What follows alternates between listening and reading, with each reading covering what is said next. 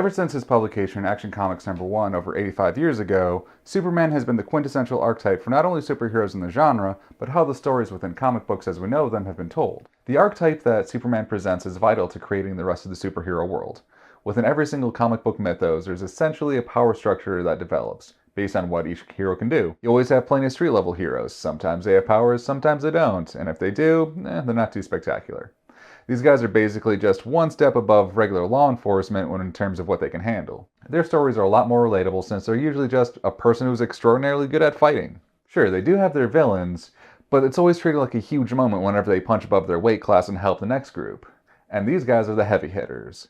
They may come down to fight the street level villains, but their main focus is usually on fighting the big bad supervillain of the week. And their personal lives are usually on the back burner. And even within their own canon, they tend to be so far removed from the average person, maybe because they're insanely rich, because they're insanely smart, or usually insanely both. What are your superpowers again? I'm rich. You are so disappointing on so many levels. And it's not too uncommon for these guys to band together to form a super team that's usually almost always led by the apex hero. The overpowered #1 who's far above even the #2, the Superman spot. They may not be flawless, but by the end of the day, they'll always win. Whenever they're faced with a trolley problem, they're so powerful that they don't need to choose who to save. They will save all 6 people on the tracks, beat the bad guy, and maybe even save the cat from a tree before the day is done. So there have been plenty of Superman clones over the years. Well, not actually clones, but actually yes. Either way.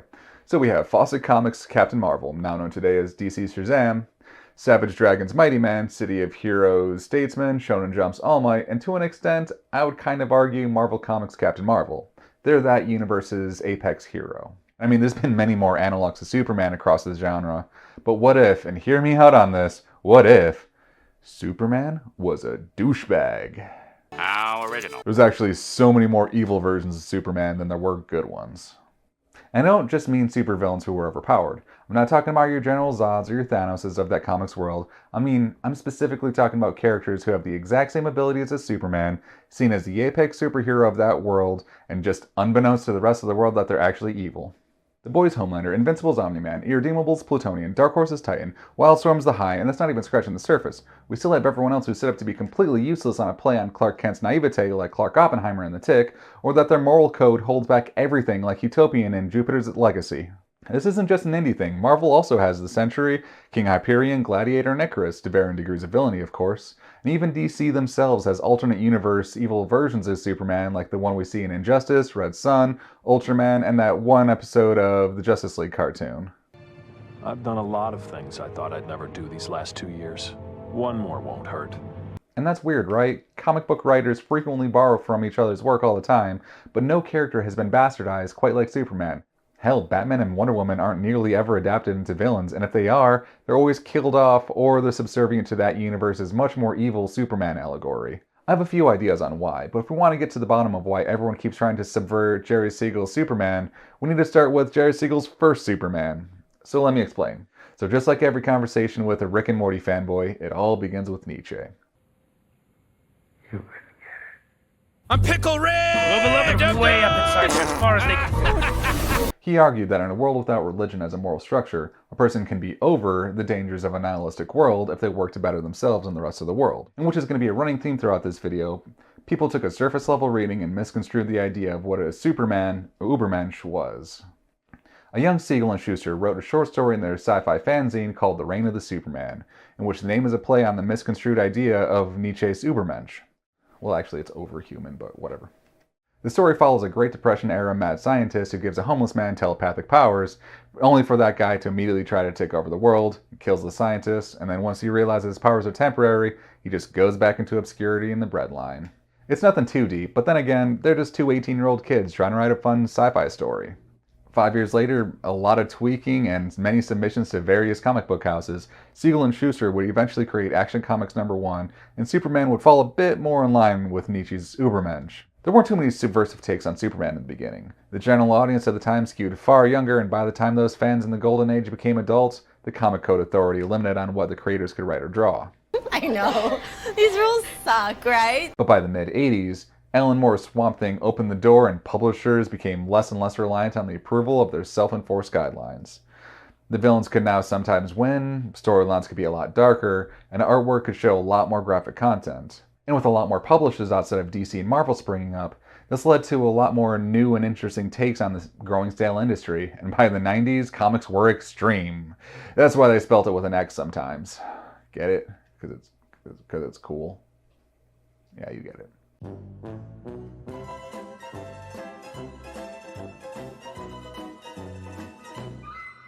The two most credited works that set off this trend were Frank Miller's Dark Knight Returns, a grimdark take on what decades of crime fighting would do to both Batman and Superman, and The Watchmen by Alan Moore, which he described as being about the power and the idea of the Superman manifest within society, just also set within a more realistic 1980s. I think now would be a great time to bring up Dr. Manhattan. I know people often compare him to Superman, and I mean, I get it, they're both infinitely powerful and the apex hero of their universe until they became one universe, don't worry.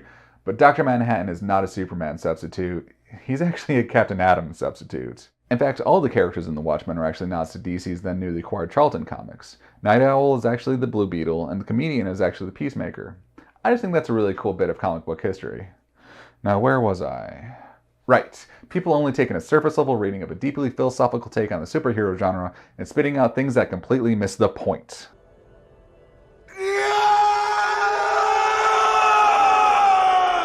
Dude, come on! They're fine films. I'm not trying to start a fight with the Zack Snyder fans in my second ever video, and no matter how anyone feels about them, Henry Cavill was a fantastic actor as Superman. The films just aren't true to what makes Superman Superman, you know? Man of Steel is so close to being an accurate Superman film, but there's one change early on that just spirals everything out of control, and that's how the film handled Jonathan Kent. What was I supposed to do? Just let him die?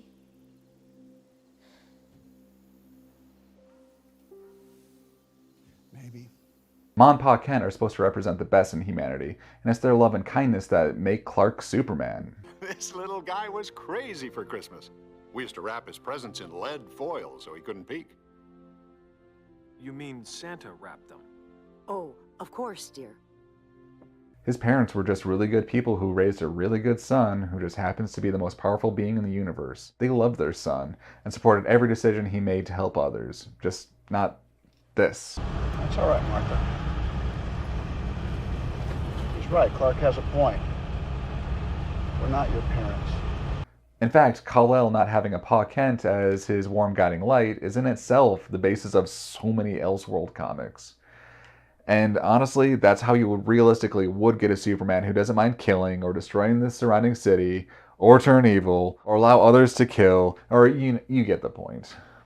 Don't get me wrong, I'm not going after Zack Snyder by any stretch of the imagination. Superman is just a deceptively challenging character to write. He's a lawfully good character who is perfect in every single way imaginable and will win any situation before the antagonist can blink. The very essence of Superman goes against everything every writer was taught in film school.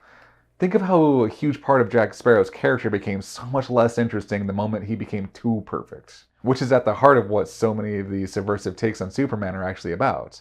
I don't want to say they're the lazy route, but they are the less difficult route. I mean, you could look at Superman and decide that his near unbeatability would actually be better served as an antagonist with a near impossible odds for the actual hero to try to overcome.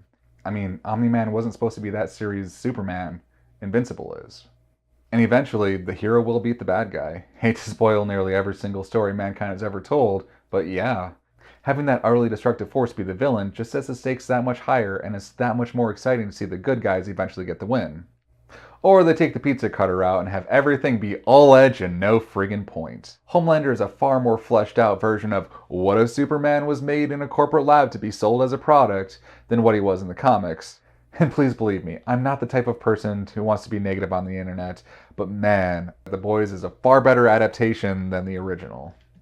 I don't know. All I'm saying is that we've had 10 years of Snyder's take on Superman, and only one live-action film starring Superman as the optimistic Big Blue Boy Scout since the 80s. The animated TV series and films were always spot on, and the comics have always tried to find new ways to reinvent him. All I'm saying is at this point, what are we really trying to subvert? Now we're at the point where an uplifting, wholesome Superman show on the CW is the new subversion. Here you go, friend. Thanks. Cool costume. Thanks. My mom made it for me. They were both fantastic shows, but I can't recommend Superman and Lois enough. And those examples show us how you can do an interesting take on Superman without having to resort to edgy violence for spectacle, make him a villain, or have him just be a background character who's saving people off screen. It's often said that there's 4 types of conflicts in a story: man versus man versus nature, man versus self, and man versus world.